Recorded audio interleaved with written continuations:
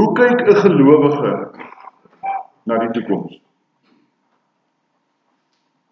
Niemand van ons kan immers in die toekoms insien nie, en die toekoms bly vir ons onbekend. En wanneer 'n ding vir ons onbekend bly, dan is dit soms onseker. Ja, selfs raak ons soms bang, omdat ons nie weet wat op ons wag nie. Daarom is baie onseker oor die toekoms wat in 2026 vir ons voorlê. Soms is dit asof daar 'n mate van angs in ons harte wil ontstaan. Want wat gaan gebeur? Op politieke gebied is daar die onsekerheid van die ANC en al die kontroversie wat daarmee saamgaan. Wat gaan dit alles oplewer? Wat gaan die uiteinde wees daarvan? Op ekonomiese gebied is daar die hoë oliepryse, die hoë inflasiekoerse, die hoë brandstofpryse. Gaan rentekoerse weer eens nog styg? Gaan ons dit in die toekoms kan bekostig om nog kos te kan koop om te bly lewe? Op veiligheidsgebied is daar die hoë misdaadvlakke. Gaan ek of my gesin dalk binnekort deel word van die statistiek? En dan kan ons daarby vra, wat gaan gebeur in my werksituasie? Wat gaan gebeur in die kerk van Jesus Christus hier op aarde? Kom ons trek dit so 'n bietjie nader. Wat gaan in my persoonlike lewe gebeur? Ons weet nie. Maar liewe broer en suster, ons Here Jesus Christus, al weet ons nie wat die toekoms vir ons inhou en wat gaan gebeur nie, beteken dit nie dat ek en jy onseker en bang hoef te wees vir die toekoms nie. Want hy sê in sy woord, God hou self sy kerk in stand. Ons is dus nie nodig om afhanklik te wees van sondaar mense nie. God hou self sy kerk in stand. Daar is 'n paar verskillende maniere waarna ons kan kyk oor hoe gelowiges na die toekoms kan kyk. Ek dink wat algemeen vandag aan die orde van die dag is mense wat selfgerig lewe. Ek wil dit leliker uitdruk, wat selfsugtig lewe.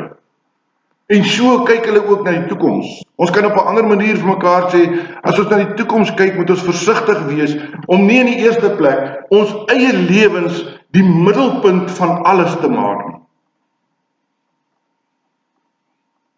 Ek het vir die slegte nuus vanoggend. Nie jy of ek is so belangrik dat die hele wêreld rondom my lewe kan draai nie. Alles in die toekoms gaan nie net oor my en my gesin en wat ek doen en wat ek sê nie. Alles in die lewe wat met ons gebeur is binne die groter raadsplan van God. So sien ons ook in ons teksgedeelte, wanneer ons oplet dat alhoewel die Here vir Moses iets van die toekoms hier in ons teksgedeelte wys, het Moses nooit oor homself gedink as hy oor die toekoms dink. Hy was dus nie selfgerig nie. Kort nadat die Here iets, net so 'n klein ietsie van die toekoms vir Moses oopgemaak het, het Moses gesterf. Kom ons verfris net ons geheue so bietjie oor wat hier in Deuteronomium hoofstuk 34 aan die gang is. Deuteronomium 34 is, soos ek gesê het, die laaste hoofstuk in die Deuteronomium boek. Hierdie is ook die laaste hoofstuk van 'n gedeelte in die Bybel wat vir ons die verblyf van die Israeliete daar in die woestyn beskryf het. U sal onthou dat die Here vir Moses geroep het om sy volk uit Egipte te verlos en dat die volk daarna weens hul ongehoorsaamheid vir 40 jaar in die woestyn moes bly. Alhoewel Moses 'n baie besonderse profeet van die Here was selfs Moses nie volkome aan die Here gehoorsaam nie. En weens sy ongehoorsaamheid is Moses deur die Here gestraf, deurdat die Here bepaal het dat Moses nooit die beloofde land sou ingaan. Ja, Moses sou nie intrek in die beloofde land nie. Hy sou sterf voordat die intog begin het. En uit die aard van die saak moes hierdie verordening van die Here 'n geweldige teleurstelling vir Moses gewees het. Dink u self net vir 'n oomblik in Moses se posisie in. Jy lei die land uit die verknorsing van Egipte uit. Jy lei hierdie volk dwars deur die 40 jaar in die woestyn. Maar jy het nie die voorreg om saam met hulle die beloofde land in te gaan. Wat sou jou reaksie wees? Here, nee wat? Is dit regtig nodig? Dis mos ons menslike reaksie, ons wil mos kwaad word, ons wil in opstand kom teenoor die Here. Hoekom moet ek al die sleg verduur en ek kan nie die lekker ook deel nie? Ons kan ons indink hoe dat Moses met die Here oor hierdie saak moes geworstel het. Hoe graag sou hy nie die voltooiing van die Here se belofte van inwoning in die beloofde land wou beleef nie. En tog, die Here se verordening het vasgestaan. Ingaan kon Moses nie in die beloofde land ingaan nie. Hier in Deuteronomium 34 staan die volk as ware voor die poorte van die beloofde land. Binnekort sou die volk hierdie Jordaanrivier oorsteek en hulle sou hierdie beloofde land, soos die verspieders gesê het, 'n land van melk en honing, sou hulle ingegaan het. Maar Moses sterf voordat dit gebeur. Nou is die vraag, hoe kyk Moses as hy hierdie dinge hoor voordat hy sterf? Hoe kyk Moses na die toekoms? As Moses net selfgerig na die toekoms gekyk het, dan sou dinge vir hom voorwaar donker gelyk het. Uit 'n menslike oogpunt sou hy sterf voor hy die vervulling van die lewensdaad kon beleef. Op 'n ander manier gesê, hy sou nooit die seën van die vervulling van sy lewenswerk fisies kon beleef nie. Uit hierdie selfgerigte oogpunt het Moses se toekoms beslis vir hom donker gelyk. Genadiglik was daar 'n ander oogpunt waaruit Moses na die toekoms kom kyk. Moses het nie selfgerig gekyk nie. Hy was dus nie selfgesentreerd nie. Alles het nie oor homself gegaan nie. Nee, Moses het met 'n godgerigte uitkyk na die toekoms gekyk. Daarom het Moses besef dat die toekoms gaan nie oor hom nie, maar oor die Here en die Here se planne vir sy volk.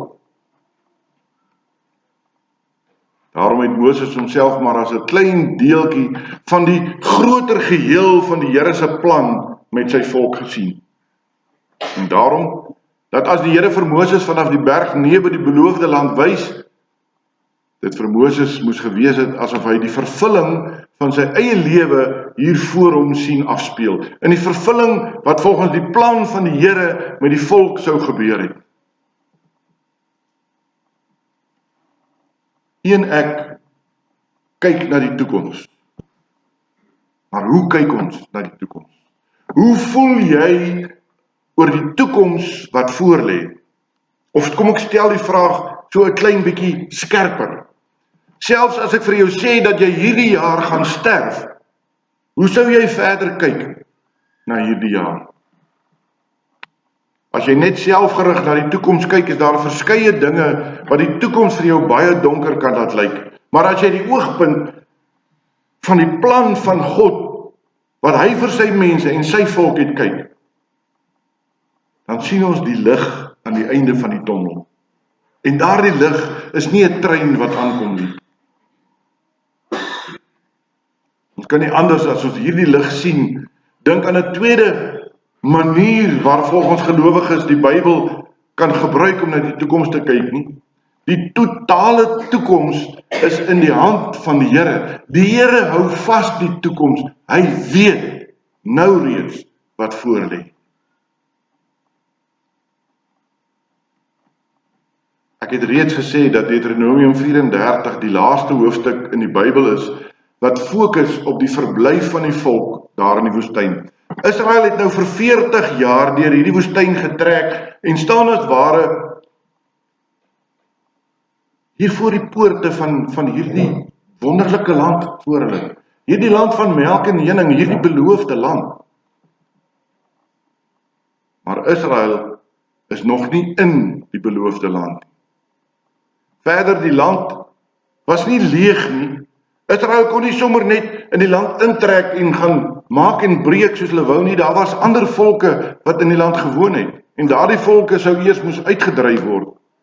En tog, nou aan die einde van die woestynreis, voor die volk met die intog begin, voor Israel die stryd met die ander volke kom aansê, voordat die oorloë gevoer is om die beloofde land te verower, beveel die Here vir Moses om die berg Nebo uit te klim. Die Here beveel Moses om die berg uit te klim, want die Here wou Moses die land wys, waar binne sy volk sou gaan woon. Op 'n ander manier gesê, die Here wou vir Moses die toekoms van sy volk, net so 'n klein ietsie daarvan laat sien. En wat in die toekoms was vir Moses nie beskore nie, 'n land wat oorloop van melk en honing. Dit was hulle toekoms, al moes daar nog 'n paar oorloë plaasvind, maar God was in beheer. Sy belofte het bly staan. My liewe broer en suster, ons het net nou gehoor dat wanneer ons vorentoe kyk, die toekoms soms vir ons donker lyk. Ek dink almal van ons, as ons maar net aan die brandstofpryse dink, dan dink ons, wat hou die dag van môre in? Hoe gaan ons arme boere hierdie dieselpryse kan absorbeer?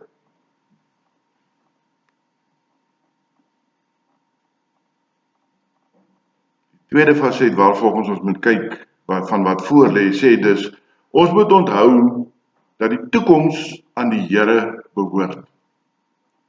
Die toekoms is nie my en jou eiendom nie. Dit behoort aan die Here. Al is daar ook vir ons nog letterlik of figuurlik oorloë wat in die toekoms mag wees, hoef ons nie te vrees en in bewing oor daardie oorloë te staan en kyk nie. Ons kan na daardie oorloë kyk, want en dit bring ons sommer by die derde manier waarvolgens ons kyk. Ons kan na hierdie oorloë kyk, want die toekoms behoort nie net aan die Here nie, die besonderhede van die toekoms behoort aan die Here. U hoor, ek maak dit al hoe meer persoonlik. Dis nie net sommer 'n vaag ligbal wat ons na kyk nie. Die besonderhede van die toekoms is deur die Here bepaal. Mense in diepte studie van Deuteronomium 34 doen, dan val twee dinge mens op. En die eerste ding wat 'n mens opval, is waar die berg Nebo geleë was, is bekend. Vandag nog kan 'n mens tot bo op die berg Nebo klim en uitkyk oor daardie land wat die Here duisende jare gelede vir Moses gewys het. En doen 'n mens dit, dan is dit opvallend dat alhoewel die meeste van dit wat Moses volgens Deuteronomium daar gesien het met die oog, daar tog dele was wat nie met die blote oog sigbaar was nie. Dis soos wanneer ek op 'n koppie of op 'n berg staan en daar is 'n volgende bergreeks, jy kan tog nie agter dit sien nie, maar alles tot daar kan ons sien. Die Here moes dus in 'n visioen vir Moses veel meer gewys het as wat daar met die blote oog sigbaar was. Die tweede ding wat 'n mens opval as mens hierdie hoofstukke bietjie instudeer, het volgens die areas waar verskillende stamme gewoon het, is hierdie ding uiteengesit. Wat vreemd is hieraan, is dat die uiteindelike verdeling van die land eers maande, dalk selfs jare later, onder die leiding van Josua plaasgevind het. Die Here wys dus aan Moses die besonderhede van die bewoning van die land, nog voor die verdeling plaasgevind het. Sien u en hoor u die almag van God? Hy kan vir Moses wys, hoewel niemand nog weet en verstaan nie. En dan is dit belangrik dat ons twee dinge leer hier. Die eerste wat ons leer, is dat die Here se gesigsveld veel groter en verder strek en breër is as die gesigsveld van 'n mens. Nou terwille van die kinders, as ek praat van 'n gesigsveld, dan beteken dit wat ek en jy met ons twee oë kan sien. Wanneer ons na die toekoms kyk, moet ons dus nie uit ons eie gesigsveld na die toekoms probeer kyk nie. Ons moet die Here se gesigsveld gebruik om na die toekoms te kyk. En die tweede ding wat ons leer, is dat die Here reeds die fynste besonderhede van die toekoms reeds uitgewerk het. Lankal het hy reeds bepaal hoe en waar en wat alles in hierdie lewe sal gebeur. Ja, dis vir my dalk moeilik verstaanbaar, dalk totaal onverstaanbaar. Maar onthou, die Here het in sy woord vir ons laat opteken, het homself net in so 'n mate geopenbaar vir dit wat nodig is vir u en my saligheid. Met ander woorde, hy het homself nie eers ten volle hier openbaar nie, en ons kan nie eers die Bybel ten volle begryp nie. Hoe sal ons die grootheid van God verstaan? Die groot God, wat u en ek die voorreg het om te aanbid. Daarom, liewe gemeente, as ons stil staan en vorentoe kyk, uit ons eie gesigsveld, kan die toekoms dalk vir ons donker en moeilik voorkom. Kom ons kyk egter met die oë van Jesus Christus na die toekoms. Dan sien ons die lig. God sien immers dinge raak wat u en ek nie raak sien nie, en God het die fynste besonderhede van elke ding wat gebeur, lank terug reeds uitgewerk. Ek kry so baie die vraag, Dominee, hoekom het die Here 'n babietjie laat sterwe? Dominee, hoekom het die Here my kind op 10 en 15 en 20 en 25 laat sterwe? Die lewe het nog voor hom gelê. Die Here het dit lank al reeds uitgewerk. En soos ek vir baie mense met 'n ou klein babietjie, dan sê hulle vir my, Dominee, maar hy kon nog, of sy kon nog nie gesondig het nie. Hoekom het sy gesterf? Onthou, u en ek is as gelowiges instrumente in die hand van God. En dalk gebruik hy jou kind om mense wat jy nie eers ken nie, se lewens aan te raak, om te besef hoe groot die werke van God in jou lewe is. En ja, as mens treur ons mos oor die finaliteit. My kind of my pa of my ma het gesterwe. Maar weet jy, eintlik moet ons fees vier, want daardie persoon het die volmaakte lewe bereik. Babietjie, of 25, of 80. Kyk ons na die toekoms uit die Here se gesigsveld, dan is die toekoms vir ons een groot lig, want die laaste manier waarop ons as gelowiges kan kyk na dit wat ons teks ons hier leer is, die toekoms is deur die Here met 'n eed aan sy mense beloof. En as ek en jy gelowige van Jesus Christus is, dan is hierdie belofte ook aan my en jou. Wanneer die Here hierdie woorde aan Moses sê, herinner die Here weer vir Moses aan sy verbond, wat hy met sy voorvaders gesluit het. Deur die eeue heen het hierdie belofte van die Here in al hoe meer besonderhede duideliker geword. Eeue later het die Here hierdie verbondsbeloftes aan die mense uitgebrei wat in Jesus Christus in hom glo. Moses was die leier van die volk wat hulle uit slawerny uit Egipte land, die land Kanaan moes inlei. Maar soos ons gehoor het, was ook Moses feilbaar en moes die Here hom straf. Jesus was die leier wat ons uit slawerny van die sonde gered het aan 'n kruis. Hy was onfeilbaar en hy was tot die dood toe gehoorsaam. Is ek en jy al daar? Is ek en jy al bereid om ons enigste kind aan 'n kruis te laat hang vir ander mense? Ook vir ons wat in Jesus Christus as ons leier glo, wag daar 'n beloofde land. Hierdie beloofde land is nie 'n spesifieke land hier op aarde nie, maar dit is die koninkryk van God. Daardie nuwe hemel en daardie nuwe aarde, die nuwe Jerusalem, van waar die Here self as koning oor almal van ons sal reageer. Oral op aarde waar daar sondaars tot God bekeer en mense tot gehoorsaamheid in God kom, is hierdie koninkryk van God elke dag besig om met krag deur te breek in 'n sondige wêreld. En hoe gebeur dit? Deur jou en deur my. As ek en jy die lig van Jesus Christus uitdra, 'n liefde wat onvervangbaar is, dan help ek en jy om daardie lig van Jesus Christus te laat deurbreek. Ek wil afsluit. Ons staan en kyk na die toekoms, maar hoe kyk ons na wat voor lê? En daarom wil ek vanoggend by u pleit, moenie selfgerig kyk nie. Moenie kyk na die koninkrykie wat jy besig is om op te bou hier op aarde nie. Moenie selfgerig na die toekoms kyk nie. Kyk na die toekoms uit die gesigspunt van Jesus Christus.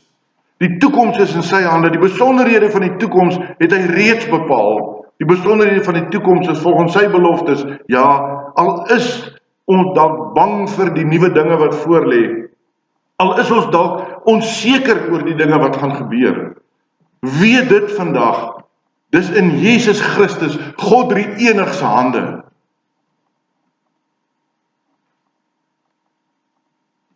Ons is deel van sy volk. En as deel van sy volk weet ons dat die Here ons beste belange op die hart dra. As dit die Here se wil is, vier ons volgende Sondag nagmaal. Hoe kyk jy na die toekoms, my broer en suster? Kyk verder as daardie dinge wat vir jou die lewe donker maak. Daardie dinge wat jou onseker en bang maak. Sien die hand van die Here agter alles in wat in die toekoms vir jou voorlê en kry moed, kry hoop vir dit wat voorlê. Onthou, elke dag is nog 'n dag nader aan die dag wat God ons volledig in die beloofde land sal inlei, wat hy ons ten volle in sy besit sal neem en ons sal verwelkom in die hemel aan die regterhand van God. Amen. Kom ons bid saam. Here ons God, as ons stil word vanoggend, dan wil ons vanoggend op en afspring soos kindertjies wat opgewonde is om op vakansie te gaan, want Here, hierdie wonderlike belofte dat U in beheer is van die toekoms, dat U in beheer is van my lewe, kan my nie anders as om te laat jubel en juig oor my Vader in die hemel nie. Daarom wil ons bid, Here, dat U vanoggend hierdie dingetjies wat skeiding maak tussen ons as gelowiges, menslike dingetjies. U praat in die Bybel van die verskillende predikers, en dan praat hy van Apollos en van Paulus, en die een maak nat en die een laat groei, maar God laat groei. En daarom wil ons vanoggend bid, Here, maak ons 'n eenheid. En as ons werk, as ons fondsinsameling doen tot U eer, laat ons dit as 'n geloofsgemeenskap saam doen. Dankie vir hulle wat reeds daar is, wat bereid is om te werk vir U koninkryk hier op aarde. Want Here, dis waaroor ons dit doen, is om U koninkryk in stand te hou. En waar ons moet besluite neem oor eiendom, Here, gee dat dit wat ons daar besluit in liefde gedoen sal word, en dat ons dit sal doen tot uitbreiding van U koninkryk hier op aarde.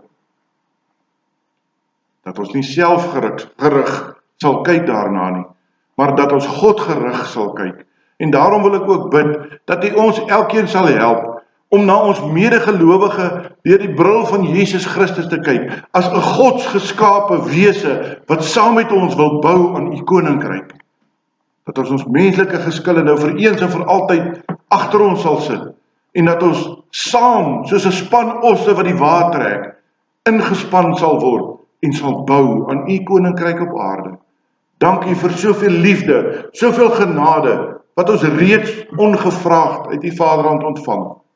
Here, ons dink aan ons medegelowiges oor die lengte en breedte van ons land, ook daar in Namibië, waar hulle worstel met die uitgestrektheid van 'n woestynland en nie altyd predikers het om vir hulle die woord te bring nie, dat U hulle nooit sal twyfel in U krag en U majesteit nie. Help ook elkeen wat luister na hierdie prediking, om met Godgerigte oë te kyk na dit wat U ons gegee het. Ons bid dit in die naam van Jesus Christus ons Here. Amen.